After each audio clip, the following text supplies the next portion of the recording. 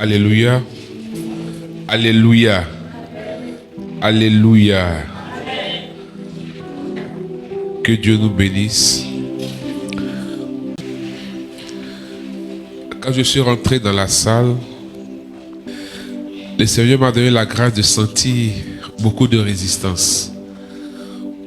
Comme des personnes qui se sont rendues compte que elles sont souffrantes, elles sont malades, elles ont besoin d'aide, de guérir, mais qui, comme si sont à l'aise dans leur posture. Est-ce que ça vaut la peine? Est-ce que ça vaut le coup? Dieu m'a donné la grâce de comprendre une chose importante, c'est que, et le Père l'a dit hier, la plus grande tragédie, c'est de vivre pour les autres. Je ne pardonne pas, je ne guéris pas pour quelqu'un, c'est pour moi-même. Et j'aime dire, à 99%, cette personne par qui tu as été tant fragilisé risque de te fragiliser encore. Le truc, c'est ça. Parce que c'est toi qui fais la démarche. Elle ne fait pas la démarche. Elle est dans son mood. Et le plus souvent, les personnes se disent qu'elles ont raison, hein, que c'est la meilleure manière. Je prends un exemple. Lorsque tu as vécu des blessures venant de tes parents, rares sont les parents qui se remettent en cause. Pour eux, là, c'est l'éducation. Et le gros problème c'est pas le problème de l'Afrique, parce que même en Europe, ils ont leur réalité. C'est le problème culturel, qui souvent n'est pas pris en compte. Nos cultures ont établi des mentalités et des croyances fortes, basées sur nos valeurs. Et le grand défi, c'est d'être celui ou celle qui... Le grand défi, c'est d'être celui ou celle qui sort de ces croyances. Tant que vous ne sortez pas des croyances qui sont préétablies, le chemin de la guérison sera difficile. Parce que quand quelqu'un croit quelque chose,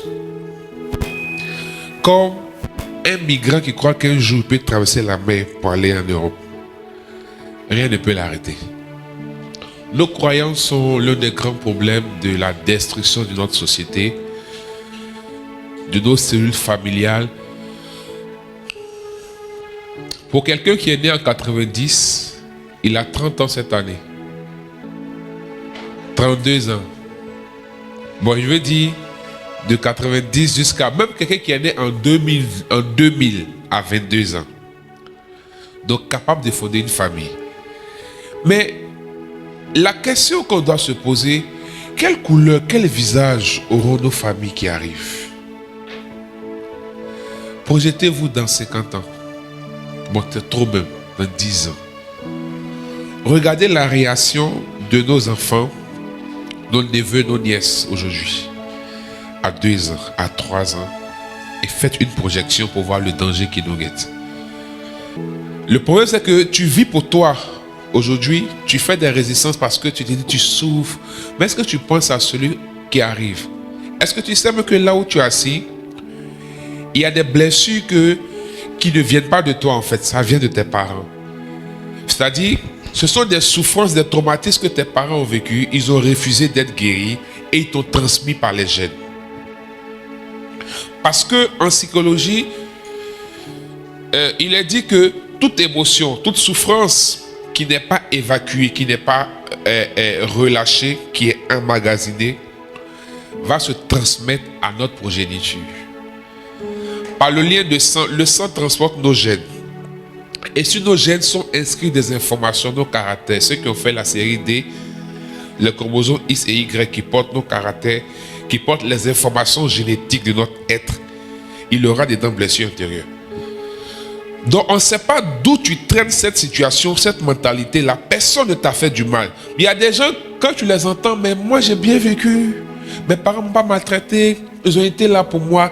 Mais quand moi je te regarde, tu sens un manque affectif. Tu sens un déficit quelque part. Tu sens que ton affectivité est émoussée. Pendant 2 ans, j'ai accompagné une jeune fille qui n'a jamais été victime de viol, mais qui avait tous les symptômes d'une blessure qui est liée au viol. Et elle comprend. Moi-même, je ne comprends pas. On prie. Elle a fait 3 retraits de délivrance. 2 retraits de guérison intérieure. Mais ce sentiment-là ne quitte pas. On prie, on prie.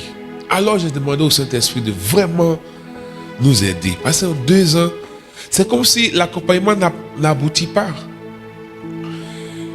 Et un jour, je fais un songe où je vois la fille, mais je la vois dans un miroir d'une personne qui est âgée, qui est en train d'être violée. Je dis, mais ça c'est quoi? Et quand je me mets en prière, j'entends maman, maman. Donc je dis, je la vois après, est-ce que tu connais l'histoire de ta maman? Elle me dit non. Je dis, bon, va causer avec ta maman. Elle est partie, elle revient. Vous savez, nos parents africains sont dans un système où il y a des choses qu'on ne dit pas aux enfants. Mais certains parents le font. Arrivé à un certain moment, te fait asseoir, voilà. Je lui ai dit, je crois que ta maman a été victime de viol par 2 personnes. Elle s'est mise à pleurer. Elle dit, comment je vais lui demander? Je dis, on va trouver la manière. Soulève un débat. Un jour, tu soulèves un débat sur le cas et puis regarde ses réactions. Elle a fait, elle dit, sa maman est restée. Première chose, elle a eu une réaction vive relativement au viol. Je lui ai dit, ça c'est un signe que il y a une colère, une nervosité qui est manifestée. Il faut reprendre encore. Mais un petit giflet, c'est sûr. Tu as payé le prix. Parce que ce sont des choses où on enfouit quelque part. Et souvent, des femmes se marient sans que l'homme ne sache qu'un jour, elles ont vécu ça. Bon, ce n'est pas de leur faute. Parce que, comme le père me l'a dit hier, si c'est quelqu'un qui n'a pas assez de maturité, un jour, il va te balancer ça au visage. Maintenant aussi, bon, moi, je me dis, c'est ton histoire, toi. Puis c'est vrai que vous vous mariez, il faut faire la vérité. Mais bon, cette information, est-ce qu'il peut l'avoir un jour? Si tu sais que c'est un gars qui peut se dire contre ma soeur, présente à Jésus. Un autre jour, elle en parle. Sa maman dit, mais tu as quel problème? Ou bien tu es contre des viols? Toujours 2 jours, tu parles des viols, et sa maman commence à pleurer. Et sa maman va lui expliquer que quand elle était au lycée, en rentrant de l'école, et elle avait un autre projet que sa maman la couvait. Ah, mère poule. Ça veut qu'elle ne peut pas trop sortir. Quand elle tue un peu, 20 heures, ah, mais Dieu est dangereux. Ses parents, ses grands-parents, bon, sa maman n'a pas vécu avec ses grands-parents. Eux, ils étaient à Abidjan et elle était à l'école à l'intérieur.